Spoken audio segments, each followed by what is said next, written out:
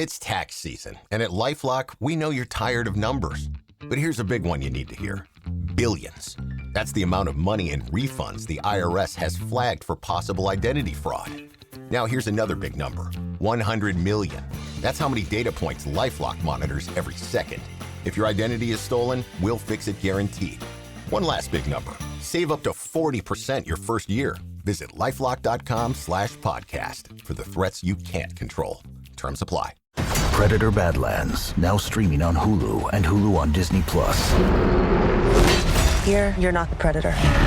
You're the prey. Prey. Prey. Prey. Prey. Prey. Prey. Prey. Critics are saying it's epic, stunning, and breathtaking. Many have come here. None have survived. Predator Badlands, now streaming on Hulu and Hulu on Disney+, rated PG-13.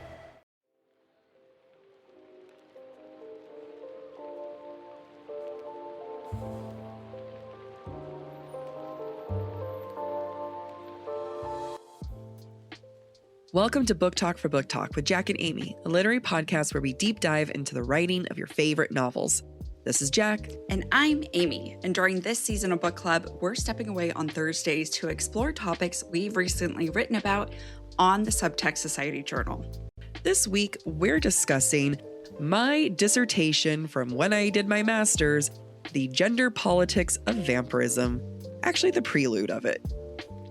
The Subtext Society Journal is a space for critical thinking and cultural reflection on the genres that are too often dismissed, including romance, romantasy, fanfiction, and the narratives that live rent-free in our hearts and minds. We're creating a bridge between academic analysis and the everyday reading experience, between highbrow literary commentary and the deeply personal ways books shape who we are. We publish thoughtful essays from our readers, ourselves, and guest contributors that explore the moral questions, genre evolutions, and cultural conversations happening in real time. We're redefining what deserves serious attention in publishing, and we're doing it with feeling and style. The views expressed in this episode are entirely our own and are not meant to represent the larger opinion of the bookish community. This podcast is a discussion shared to spark thought and conversation. Readers and listeners are encouraged to share their own analysis and thoughts. Explicit language, as well as themes of sex, violence, abuse, depression, self-harm, and death will recur throughout this podcast.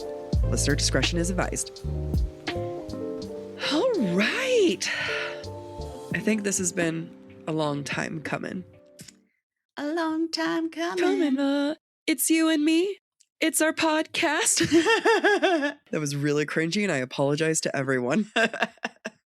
Yeah. So if you have been listening to the podcast for a while or for not a while, or follow us on social, or you're completely new, this is a topic that I love to drop. It's like my version of name dropping. Mm-hmm. I love to name drop my dissertation and the topic of my dissertation. And it always gets such a reaction. And the title of it is The Gender Politics of Vampirism. And everyone sits there and goes, oh, what is that? Mm-hmm. What is that, you say? And that is my dissertation from when I did my master's at Queen Mary University of London. And it took up so much of my time. Especially since you started and then got told, rewrite it. I know, it was the saddest day of my life. But try to remember, I think I was just talking about young adult and like comparing it to adult literature and the impact. And then my professor was like, nah, bitch, you can't actually. He was the most British man you could ever.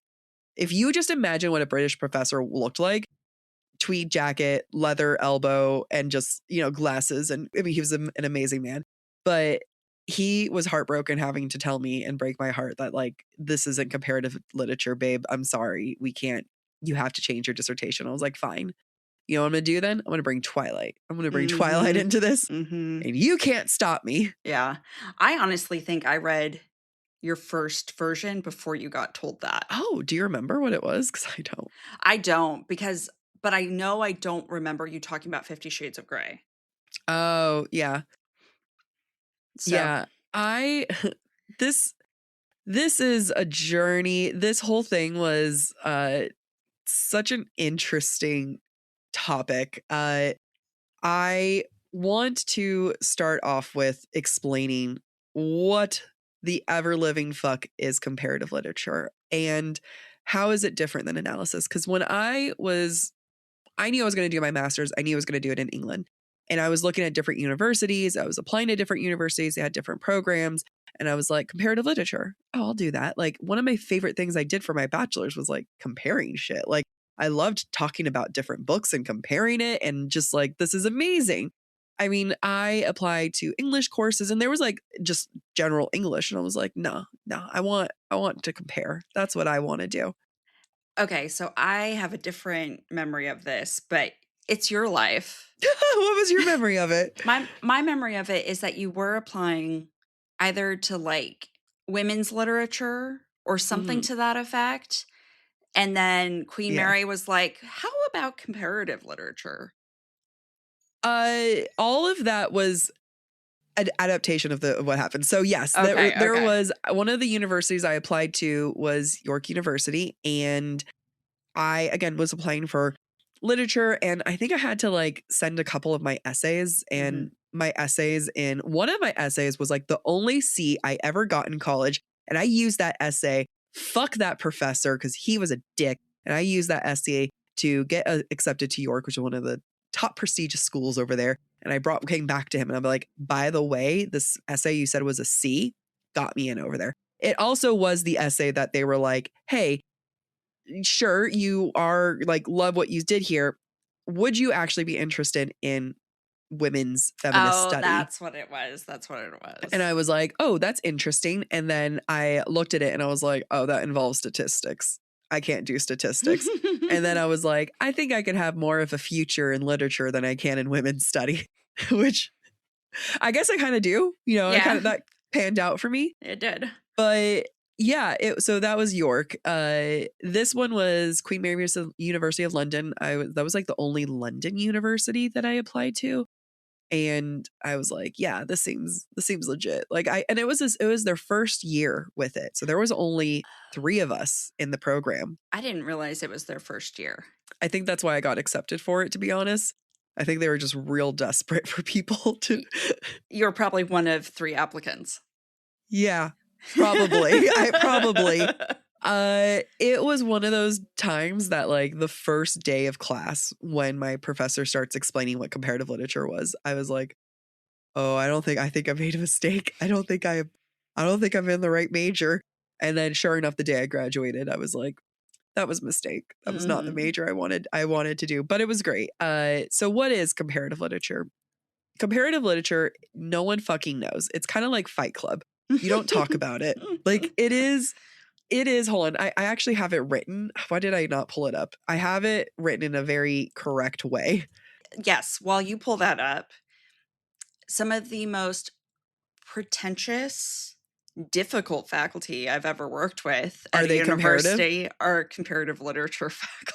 No, that makes sense. Comparative literature sucks. Like, I need everyone to understand that, like, the first class was like, what is comparative literature? And they're like, the professor was like, well, no one really knows. It's up for interpretation, which then annoys me because when he told me that I had to change my subject, I was like, you don't even know what the comparative literature is. Yeah. Don't you dare make me change this. It's up for fucking interpretation. It's up for interpretation. So I'm going to read this verbatim from my article titled Prelude.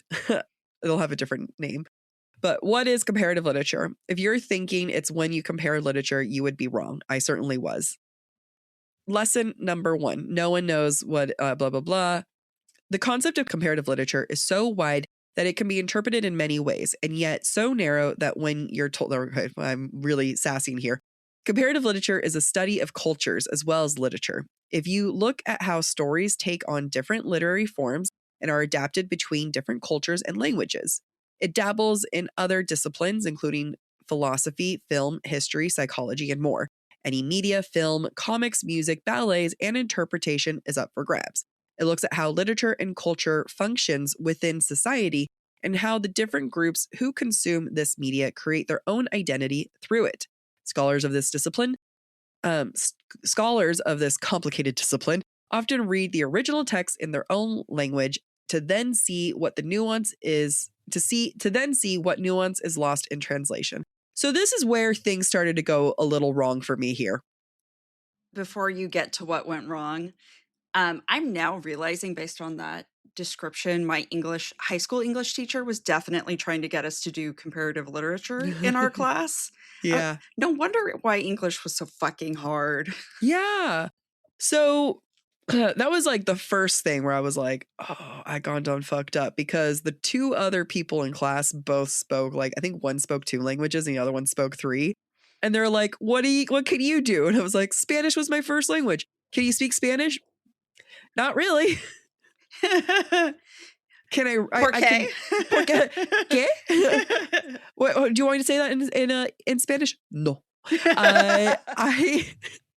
I can kind of get by with Spanish. Certainly not enough to read Spanish and then understand it and interpret it and then see the nuances that's taken and lost. So it is just, comparative literature is you take a story and you go as broad as you fucking can. You go between languages, you go between culture, you go between film and books and everything you can in between. And you say, all right, so what's going on between all these things? And then you kind of get to compare. But again, you're not even comparing. You're kind of just seeing like, well, what are the impacts in society? And how does this society interpret this story in this media? And how does the culture within the society dictate the media? So one of the examples, and again, all of this is within vampirism, is I think I did a section on anime and with like Vampire Night, which is one of my favorite animes, and how Japanese interpretation of the vampire lore, and the medium was anime, which is heavily part of the culture. Anime comes from Japan. So that's like an element of one of the things I did with vampires. But I knew it was always going to be about young adult. I knew that it was like, if I like, no matter what, it was going to be young adult, because that was a huge part of my development of a young academic, was young adult. And I loved Twilight, and I was like, all right, and what better? It actually worked out really well. I can't tell if I like lucked out or if I was smart, but vampires crosses borders. Mm-hmm. Is there any Chinese lore with vampires? I believe they have their own types of vampires, but I'm not actually very familiar with them, to be honest. Interesting. I'm sure that a lot of introduction of vampirism as we know it into their culture came from Japanese manga. Yeah. Because a lot of Japanese manga gets translated into Chinese and is distributed in China. So I'm not actually familiar.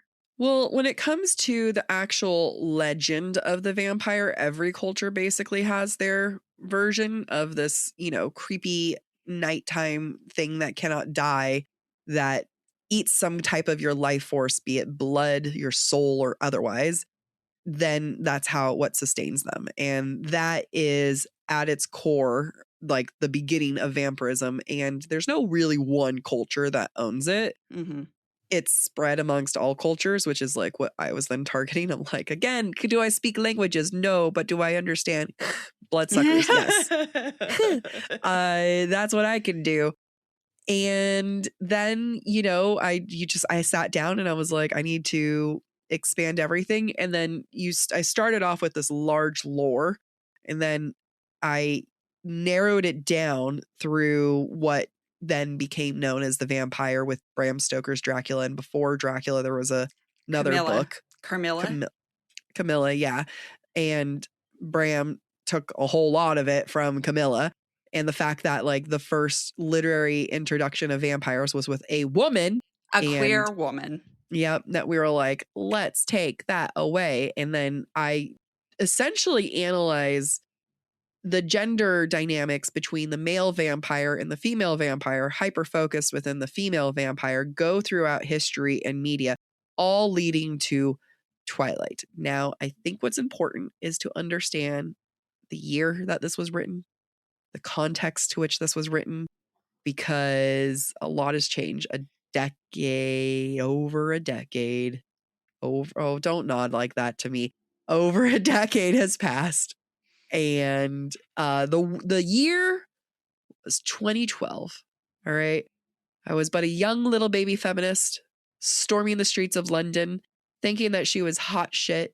Taylor Swift had just dropped her Red album, and I was just a girl with a dream. And that dream had a lot to do with Twilight. And you didn't read Twilight for the longest time, or did you just never read Twilight? Did you just watch the movies? No, I read it. I didn't read it until Breaking Dawn came out in 2008. And so I read all 4 books in 2 weeks and had a hangover, and then was swore off of popular books for a long time. Yeah, Twilight, I feel bad for it. I really do. I think it got some bad press. I mean, not bad press, but like, pop culture, zeitgeist press. I also think some of it's warranted. I go back and forth with it. I think this is where age and distance has done a lot for me to understand Twilight. But I remember when Twilight first came out, it was compared to Harry Potter. And everyone was comparing, they're like, it's just as good as Harry Potter. And I was like, what are we doing? Like, these are apples and oranges, wizards and vampires. And also, like, one's a love story, one's not. And people were so involved with it. And I loved the book. I was like in the book, I think when the first book came out. Like, so I followed along. When I got my breast reduction surgery and I was like trying to calm down beforehand, I was reading Twilight to calm down before my surgery. And I remember the nurse was like, "What you reading?" I was like, "Twilight."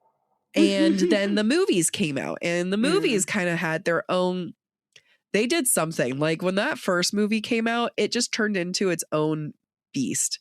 Yeah. I mean, I remember loving the first movie that for years I watched it every December and knitted. Like that was my like tradition.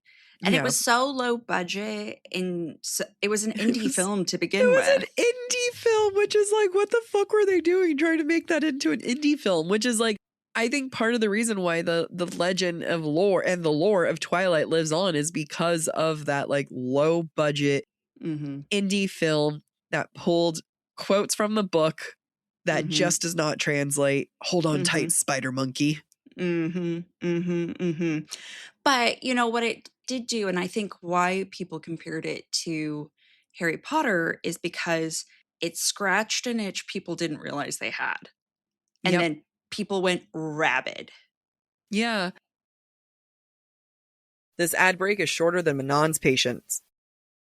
Amy, where are we? We're at Romantasy BookCon LA 2026. Which means we are going to be standing all day long trying to meet our favorite authors, walking around everywhere, and thank God I am here with my Vionic Gabby sneakers. And I'm wearing my all suede Uptown sneakers. It's like Vionic made their shoes for book conventions, because Vionic's exclusive Viomotion technology is really what sets them apart. They began by revolutionizing medical orthotics, and today they continue to use that science to engineer shoes that leave you and me feeling energized and confident all day.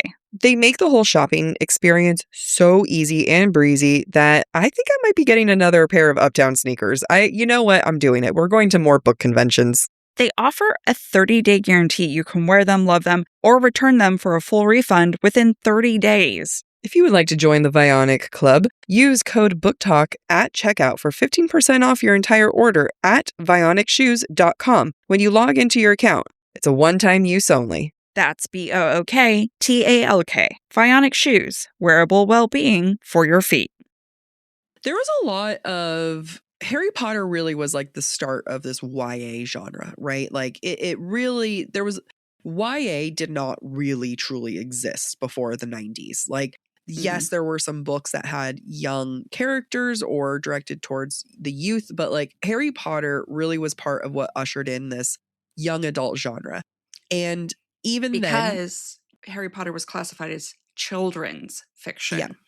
But then as Harry Potter got older, So did the reading audience, so did the topic. And then as Harry Potter was coming out, like the character in the books, you know, he's getting older, the later books were coming out. Twilight then comes in, and the characters are the same age now, roughly, as the characters from Harry Potter. So it really came into this YA genre, all happened around the same time. And that then became the catalyst for Divergent, for Maze Runner, for Hunger Games, and a lot of other things that were happening. I'm not saying that like Susan Collins didn't write Hunger Games until she was like, oh my God, Harry Potter, Twilight, I'm going to write this. But like the hunger and the craving for it really kicked off. I mean, there were so many vampire YA books from back in the day. Vampire Academy, loved Vampire Academy. Blood and Chocolate. I can't even remember. Oh yeah. I loved Blood and that. Chocolate. Blood and Chocolate is not vampire, it's werewolf, but Blood and Chocolate also wrote Silver Kiss, which is vampire. Oh, Silver Kiss. That's the one I was thinking of. Yeah. That's what I was thinking of. I love that author. Don't remember her name, but love her. Yeah, like it just was, there were so many things that was happening. It was an incredible time to be alive and read and young. Yeah, I mean, and we have YA in that time to thank for what we have today, right? With the new adult and the romantasy, etc. And really, media was being formed. Like this was like the peak of media for teens of when this was curated, right? Like Teen Vogue. I know there was like Teen Pop that was something like that was like in the 80s and 90s that was coming around. But like this was the catalyst, right? Like we were really building up to it. This is the same demographic that had Disney Channel and Cartoon Network and Nickelodeon that was then getting older, and MTV was like having the like, you know, shows getting ready for them. So like all this media, Jonas Brothers, Hannah Montana, like NSYNC, like you're growing up with all of this for you, and now books are now entering for you, and it really had this space. And around that time is also purity culture. You have the Jonas Brothers who all wore purity rings. You know, Britney Spears who had to like essentially publicly announce that she had sex with Justin Timberlake, which is bullshit. And was shamed for it. Yeah. And meanwhile, Justin Timberlake's applauded for quote unquote taking her virginity. Right. Don't believe in that term, but it's like you have this structure because Twilight was written in the 2000s, and you know, the author Stephanie Meyer was inspired by early emo music, right? Like you had My Chemical Romance, you had Muse, like there was a lot of inspiration behind that, and that was considered alt culture at the time too. Right. And if you even read her acknowledgments, especially after Twilight, it lists like all the bands she listened to and she got inspiration from. It's also interesting because she was actively Mormon. Yeah. And I told you I went to church with her cousin. Yeah. She was an Arizona Mormon.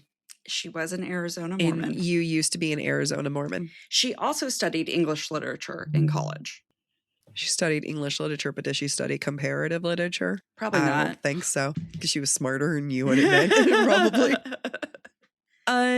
Yeah, like Arizona Mormons, like everyone had a connection to Stephanie Meyer. There was a number of like Arizona Mormons that I knew that were just like, my so-and-so and so-and-so is connected somehow to Stephanie Meyer. Yeah. And I remember, like, do you remember Straight Edge? Like, you don't hear enough people talk about Straight Edge. So you had emo culture, and emo culture initially was not the same as like goth culture, and you didn't even have the slicked back dyed black hair. Like that's the thing. People like assume emo was like trendy, long, flattened hair, which it did eventually become. But before that, you had like Death Cab for Cutie, you know, like not Yellow Card. Dashboard Confessionals. Dashboard Confessional. Like you didn't have that like super thick, dark eyeliner at that point yet. Like you had that like countering the purity culture, which was so freaking intense. And we're going back and forth. So Straight Edge was kind of a merger between the two. Straight Edge was like hardcore. We're not drinking. We don't have sex. We don't do anything, but we skateboard. and we have an X on the back of our hand and we wear tight jeans. Like, it was like hard. They were hardcore purists. Were they a Christian band? No, they weren't a band. This was like a culture, a cultural thing. Oh, Like people at school would be weird. straight edge. Yeah. Well, I grew up in China, so what do I know? I know. This was like junior high school. I don't know. But like, yeah, there was a beat where straight edge was a thing, and which was a merger of emo culture and purity culture, arguably. And I think that's kind of where Stephenie Meyer kind of, in my mind, where the lore begins with this, because again, you have this juxtaposition between Britney Spears having to confess that she had sex, and then you also had My Chemical Romance starting to come out, and then now you're starting to get the like flattened hair, dark eyeliner look. Give me some good Charlotte. And it's interesting that all of that created one of the most mainstream pop culture books that you could get, that then became such a like quote unquote girly thing, because it was embracing love and embracing, because you have these bands, these male bands that talk about love. I mean, just listen to Muse in the most dramatic way possible. Ugh, I love Muse. So good. And that is then adapted and inspires Stephenie Meyer to write Twilight. Then that becomes like this not the precipice, but like catalyst to many romance genres. And then that becomes like so girly. And yet what inspired all this? Male emotion. Male emotion.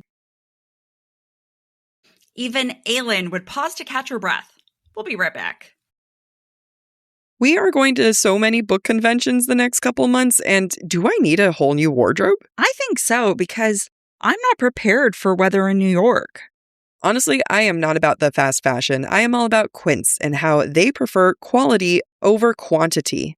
Quince makes high-quality wardrobe staples using premium fabrics, like 100% silk and organic cotton. They even have a lightweight cotton cashmere sweater that's perfect for the changing seasons, especially in New York. And they have amazing spring colors, so I'll be able to be very versatile with all of the cute sweaters they have. Quince clothing is consistently rated 4.5 to 5 stars by thousands of customers. Real people wearing these pieces every day actually love them.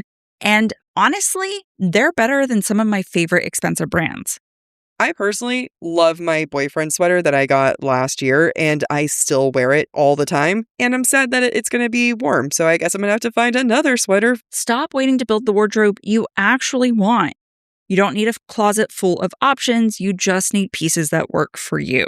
Right now, go to quince.com/booktalk for free shipping and 365-day returns. That's a full year to wear it and love it.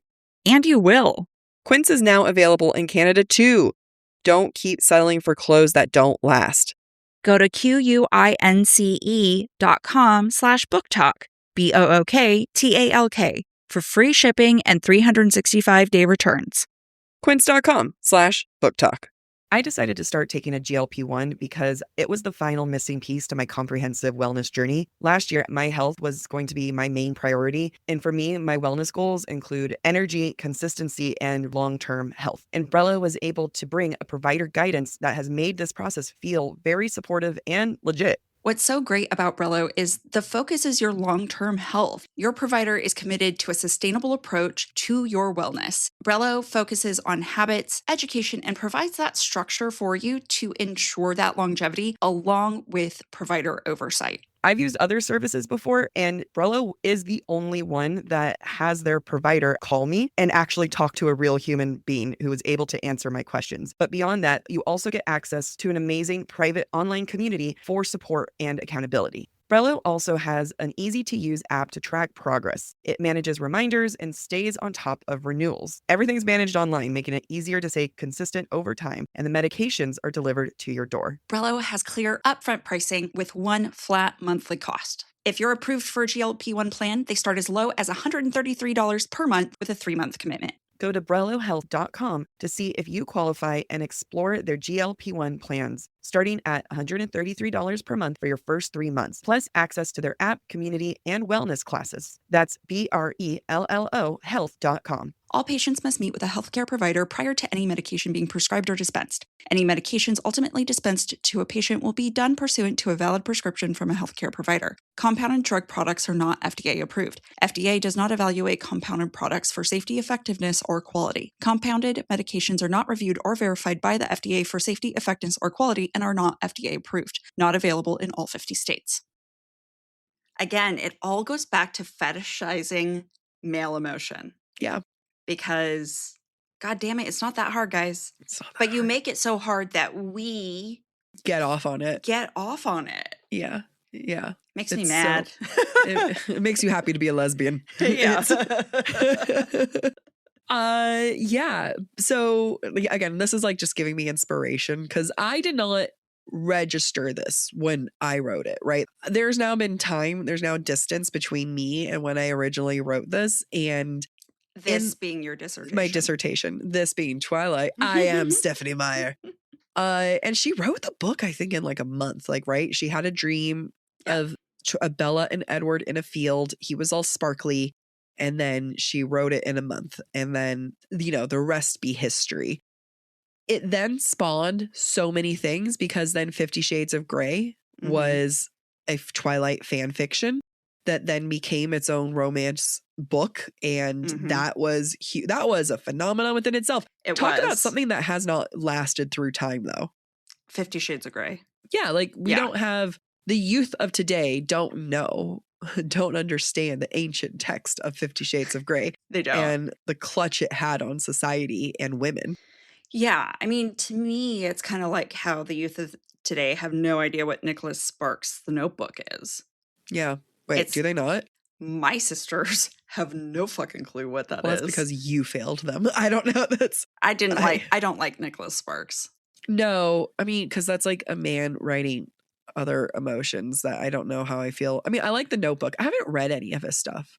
I've only seen The Notebook. I know someone who loves Nicholas Sparks romance novels. There was like a great conversion. You know what? I'm throwing this into the mix. There was like this transition time between Nicholas Sparks and John Green where they were writing these like really romantic books that then became eclipsed by women, and then women being like, nah, this is our space now. Yeah, this belongs to us, not you. Our space. Which women have been writing romance for decades at this point. Right. But it was all behind Harlequin, bodice ripper, Fabio on the cover, half naked man holding half naked woman, wind blowing in their hair. Yeah, and books, yeah. Right. And whose romantic books are the first ones to get movie adaptations? It's Nicholas Sparks, right? Yep. I think A Walk to Remember was Nicholas Sparks. Seriously? I mean, he had so many. A Walk to Remember, The Notebook, The Longest Ride, or The Last Song with Miley Cyrus. Yeah. Yeah. There was one that Zac Efron was on, Charlie St. Cloud or something to that. There was one with Scott Eastwood. Like, there have been so many Nicholas Sparks movies that you don't realize are from his books. Oh, I'm so happy that we don't engage with this. But what did it do? Yeah. It inspired women to be like, I can do that. I can totally do that. It is interesting because what was part of this cultural shift, right? Twilight. Stephanie Meyer uses vampires. And again, she's not the first one to romanticize vampires. Vampire, in my dissertation, I make a point that vampire and the genre of vampires actually created the genre of romance. So it's not like she did not invent this, but there was something about like over the years, vampires have been taken on to be a heavy duty action sequence, think Underworld, right? And in the 90s, it had a lot of vampire movies, some comedy and some, hardcore action movies. And Stephanie Meyer comes out with something that's soft. It's a romance. And arguably coming back to the purity of the romance of the vampire lore, right? Of vampirism. And it kind of shifted vampires a little bit on its head. Right. Because think about what was the most popular vampire story probably right before that, other than Dracula, but more modern, Interview with a Vampire, Anne Oh, yeah. Rice. Yeah. None of that is pure. No. It is debauchery times 10 in all her books, which I love, but a hard shift from what Western society was probably used to at the time. So vampires, this is something that I understand now. Vampires, in the way that vampires stories are depicted, shows the times. Mm-hmm. So Interview with a Vampire was the 80s, right? Mm-hmm. And you kind of had this like party culture, and you Drug also culture. you had the AIDS epidemic going on. Mhm. And you can really see the impact of that into, like the metaphors of everything going on in Interview with a Vampire, right? Mhm. And I can see your joy of like, oh my God, yes, you're right. Yeah. And then you kind of had, I'm going to go into like Underworld in the 90s.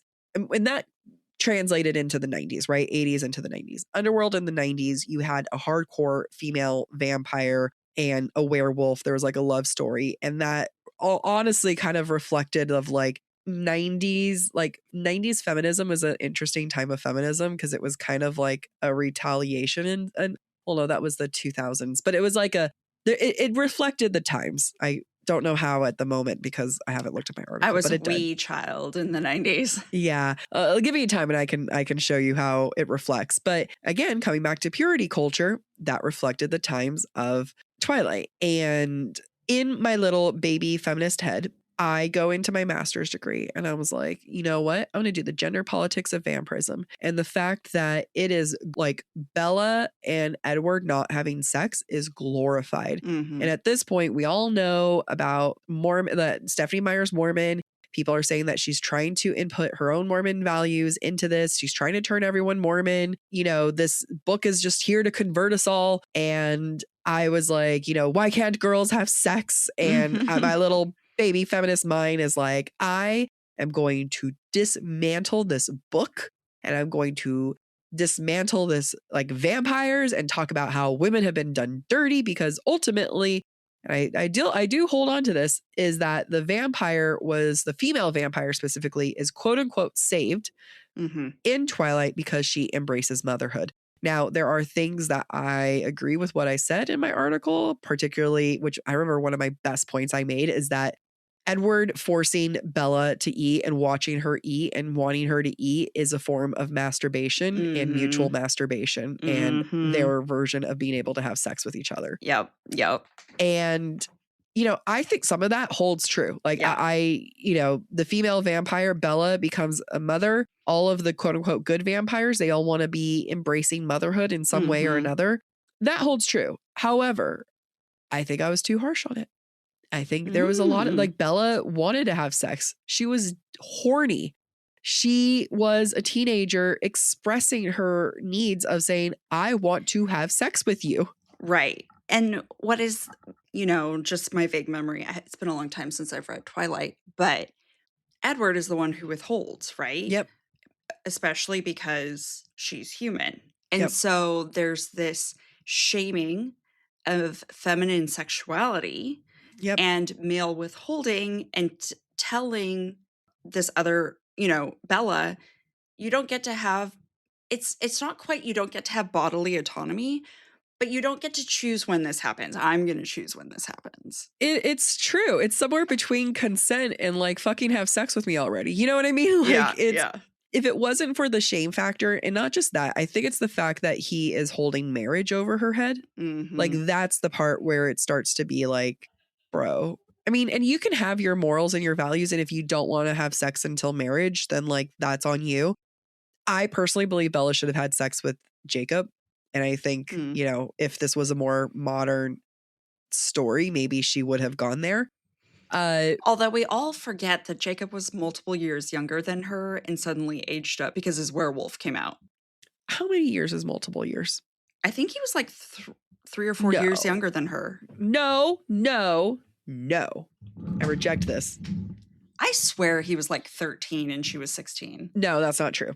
I think he was like 1 year younger. But she talks about like his growth spurt and okay, fine. He's 15 and she's 17. They could still have. I mean, I feel weird saying they could still have sex, but like they could have. Now I'm pissed. I'm like, boys are Why? already tall by the age of 15. Sometimes there's some shorties in there. That's true. I'm preparing to get married, which means I'm thinking a lot about what it means to merge finances. And I think I'm going with Chime. Chime isn't just another banking app. They unlock smarter banking for everyday people with products like MyPay, giving you access to up to $500 of your paycheck anytime and getting paid up to 2 days early with direct deposit. Some of these old banks still don't do this. We're at Romantasy BookCon, and I don't get paid for another 2 days. I could really use Chime right now. I don't get paid for another 2 days too. I'm really sad. It's not stopping me from buying everything, but it is also making me want to switch to Chime. Because they don't have overdraft fees, minimum balance fees, or monthly fees. You can also earn up to 3% APY on savings. That's 7 times higher than a traditional bank. It's also rated 5 stars by USA Today for customer service because they have real humans 24/7. And with the Chime card, it's the new way to build credit history with your own money and get rewarded every single day. There's no annual fees, no interest, and no strings attached. Who can resist that? Chime is not just smarter banking, it's the most rewarding way to bank. Join the millions who are already banking fee-free today. It just takes a few minutes to sign up. Head to chime.com/booktalk. That's chime.com/booktalk. BOOKTALK. Chime is a financial technology company, not a bank. Banking services, a secured Chime Visa credit card, and MyPay line of credit provided by the Bancorp Bank N.A. or Stride Bank N.A. MyPay eligibility requirements apply, and credit limit ranges $20 to $500. Optional services and products may have fees or charges. See chime.com/fees info. Advertised annual percentage yield with Chime Plus status only. Otherwise, 1.00% APY applies. No min balance required. Chime card on-time payment history may have a positive impact on your credit score. Results may vary. See chime.com for details and applicable terms. Sleep is important to everyone, but I am bipolar, and sleep is one of the most important things that I can do to protect not just my mental health, but my physical health. I always strive to get around 8 hours of sleep a night. Honestly, I have to shoot from 8 to 10 hours a night. And it is so important for me to know that everything in my body is helping me get that balanced sleep that I really need. For me, the big shift was realizing that sleep isn't just about hours. It's the foundation for everything: performance, mood, focus, recovery, even how you age. The part that surprised me is that you can't fully understand your sleep without looking at your lab tests. If your sleep is off, your results will likely show it with elevated inflammation and shifts in glucose and cholesterol. And when sleep improves, that's going to show too. That's what I appreciate about Function. It gives you real data so you know what's happening inside your body. Sleep isn't just a habit, it's biology. And if you want to look deeper to see whether you're improving it or troubleshooting how to improve it, you have to measure it. I have my first appointment with Function to get my blood drawn for next week. What I did appreciate about it, though, is that they are making sure that it's coordinated around my period. They weren't just like, come here, give us blood. It was like, hey, let's make sure you get the best results possible. Be like Jack and own your health. Start by understanding what's happening beneath the surface. Function gives you access to 160 plus lab tests each year, including advanced markers for heart health, inflammation, stress, hormones, toxins, and more for $365 a year. Learn more and join Function using our link. Visit www.functionhealth.com/booktalk or use gift code BookTalk25, that's BOOKTALK 25, for a $25 credit toward your membership. They could have had sex, you know? And so like there was like this like hostage situation that Edward did have over Bella. And talk about withholding. The only reason, this is like, there's more lore that's come out since I've written this that Stephanie Meyer has given us. And this is canon. The only reason why Edward is able to get Bella pregnant is because he hasn't masturbated his entire time as a vampire. So his sperm is still the load that he has inside him From when he was alive? Human, yeah. He hasn't had... What the fuck? I know. What are we... Because so that's Stephanie Meyer's way of like explaining why, like, you know, because He was able to get her pregnant. yeah, like what is it? But you know, she had to have thought of that. You know what She I mean? had to, yeah. So I don't know what came first, or if she was like, I mean, I can't tell. God, I want to be in her brain. I don't know if it was like, yeah, no, this makes sense. Honestly, it kind of does make sense for Edward. But like, doesn't that make you judge him a little bit? I honestly Makes me judge bet him a lot. she came up with that answer because somebody in a Q&A asked her, if he's dead, how can he get her pregnant? And she didn't have an answer, and she has since come up with an answer. And it works. It works for his little personality type. But the thing is, then you have to look at it as like Edward has punished himself for being a vampire, for being soulless. He hates himself. We know that, which then means that he's punished himself through also not masturbating and having sex or anything like that. So you can then see how Edward associates sex with punishment. Mm-hmm.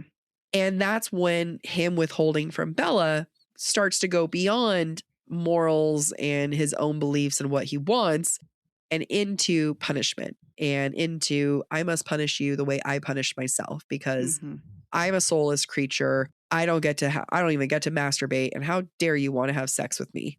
Yeah. Yeah. Yeah. He doesn't view himself as redeemable. He would taint her by having sex with her as well. Right. And again, something about male ego and view of self that lords over or dictates what the female is allowed to do. You think your penis is going to taint me? I mean, unless it's diseased, like or fix me. Yeah, your penis can't do either. Yeah, it can barely make me come. All right, so and 9 out of 10 times it can't. Yeah, can't believe that sound bite's out there now. So, what can one expect with this article? And why is it that I have not, my dissertation? There is a main reason why I have not put out this my dissertation. One, it is, I think, in the library at Queen Mary University of London. I think because I had to get it bound and published there. Yeah. And I think they just shove it in there. So if someone wants to go. Yeah. All university libraries typically hold on to the published dissertations of their students. So if someone's listening to this, and I think you can be in any part of the University of London system to get access. You don't have to be just part of Queen Mary. I think. I don't know if that's right. I bet it's on an academic web database now. I genuinely believe that they wanted nothing to do with it once it was published. Genuinely, because when there was a chapter talking about 50 Shades of Grey and how, because that was I felt like such a fucking flex when I did it. I was like, you want a comparative literature this? Yeah. Comparative literature, my dick. It was just a total flex. But then there was a whole ass section about BDSM and BDSM culture. And I had to then go to my very British professor and I was like, oh yeah, there's going to be this part about BDSM. And he said, and I quote, what is that? Oh, sir, you are going to regret that you asked. Oh, no. And then I went to a BDSM convention and that was interesting. I found Jesus. And when I say that, I mean there was a man dressed as Jesus. And he was, and I found him in the corner. I was like, what are you doing here? So this is a very British academic writing style. Has academia changed in the writing style since then? Probably. But at the time, it had to be written in a very specific way. And I think it's very clunky. I think it doesn't sound very good. And that's part of the reason, because if I put it out there, people are going to read it and be like, you're not smart. You're not actually good at this. I think you're right to do it, because you're right to withhold it, because like you said, some things maybe don't hold up anymore either. Or maybe there are some things that could be expanded upon that you didn't have the space and time to expand on. One of the things I've always wanted to do since reading your dissertation was go and I have the audiobook for Carmilla in my Audible, and I've never gone to listen to it. And that's something I want to do. Yeah. Yeah, I think that would be, I would probably need to, I know for me to do this, I have to go back and read Twilight, which I'm like, oh no, we're going to have to read Dracula. Oh no, I'm going to have to read Dracula. Let's see if I can find, I'm just trying to find one sentence in my article, which I was like, God, it's so bad. For thousands of years, countless of vampire stories have been told. The vampire folklore can be found throughout the world, commonly depicted as, I don't know, trust me guys, it's just not good. It's just not that. And they use commas differently. Drove me absolutely insane. I can't even begin to explain how much I was made fun of For commas. for my commas. They're like, you're so American. I'm like, I am. They're like, well, you're in England now. And I was like, I am.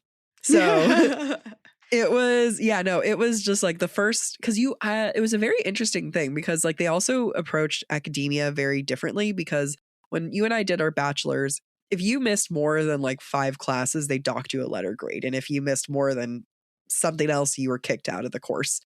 And if you were late more than 10 minutes, I remember some professors would be like, and that counts as a missed class. And I had like 2 classes a day, sometimes 3 classes a day, multiple classes throughout the week. And over in England, it was, you'd go to class once a week. I had 2 classes and it was both on Thursdays. And they didn't want to overwork you. It was so soft. And I showed up to class 10 minutes early, probably 15 minutes early the first day, just because I wanted to make sure I was in the right building. And the professor shows up like right on time. And he looks at me, he goes, oh, the American. He just knew. And I didn't even open my mouth. And he was like, oh, the American. I was like, how'd you know? And he was like, the Americans are always here early. Plus, you're American. I think I like smiled. And I was like, Hi. Hi. And then the other person showed up 5 minutes late. And then the other person showed up 10 minutes late. And I just was like having a conniption the entire time. I was like, I can't handle this. Between that and being told that like, and then like, so there were also, I think I only wrote like 2 essays apart from my article, like my dissertation the entire time. Like they didn't want to overwork you. So I wrote, I know. Wow. Granted. So I had 2 courses at one given time, my comparative literature course and then my English course. And every time I took my English course, it was like, oh, this is so nice. I like this one. And that course was with like other majors. So they were like other English literature people. And then my comparative literature, though, 3 students, right? There's 3 of us. I think we might have had 12 professors and we rotated a professor a week. And it was like so ridiculous of just every week was a different professor. We had the main professor. And then during like holiday, we would go out and they're like, let's buy you guys a drink. And I was like, okay. And then every single professor continued to buy us a drink. It was wasted. And that was actually the night I came up with the Twilight idea. Oh my God. That was the night. Because I remember walking back with one of them. I was like, Professor, I got an idea. What if I did Twilight? That's why they got you drunk. You're like, we need you to come up with a better idea. So I need to be able to fix my article. And I'm going to try to make this with the least amount of work for me as possible, which is unfortunate because there's a lot of commentary that I want to add to it. And I'm not going to do the same amount of research that I did there. I don't have a year and a half because actually, even though like, they were real soft and it was very flexible, I did spend a good amount of time researching. Yeah. And reading and all sorts of stuff, but I don't have that time here. So it's going to be a lot more social commentary than like the deep research. But like, what if, oh my God, what if I had like other authors? Because I know Abigail Owen loves Twilight. What if I was like, hey, can I get your thoughts on this? Can I add it to my article? Oh, I love it. Yeah, we'll see. We'll see if I'm capable of doing it. I need to get this article moving by the time we get to Romantasy Con. Yeah. Because even Stasia Stark was asking for it too. I was like, But yeah, so I'm going to work on that. There's parts of my article that are article dissertation that are super thick. I need to break it up. It's not just like copy and paste certain things. Right. It's a workload. It's going to have to be curated. Yeah. Now, how can you access this? We're figuring that out. We might have a newsletter. We might have a newsletter. And when we launch that newsletter, everyone who signs up for the newsletter will get a copy of the dissertation as well. Automatically upon signing up. Yep. So stay tuned. If we haven't announced it yet, we will be announcing some changes to our website.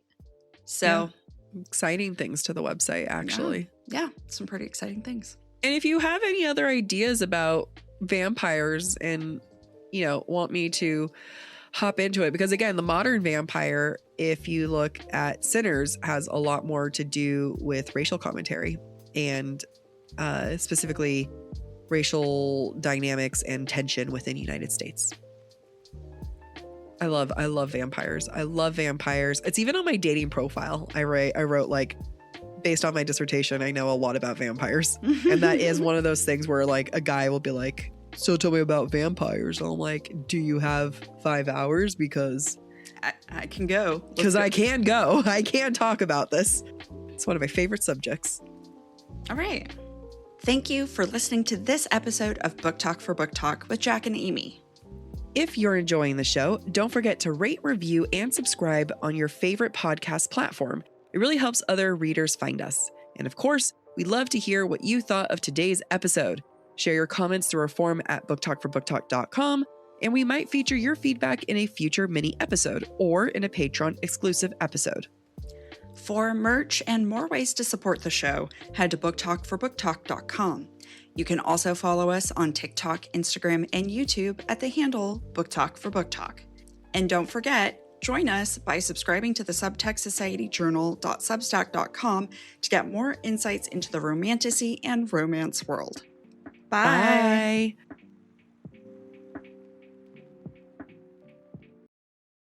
We are going to so many book conventions the next couple months, and do I need a whole new wardrobe? I think so, because I'm not prepared for weather in New York.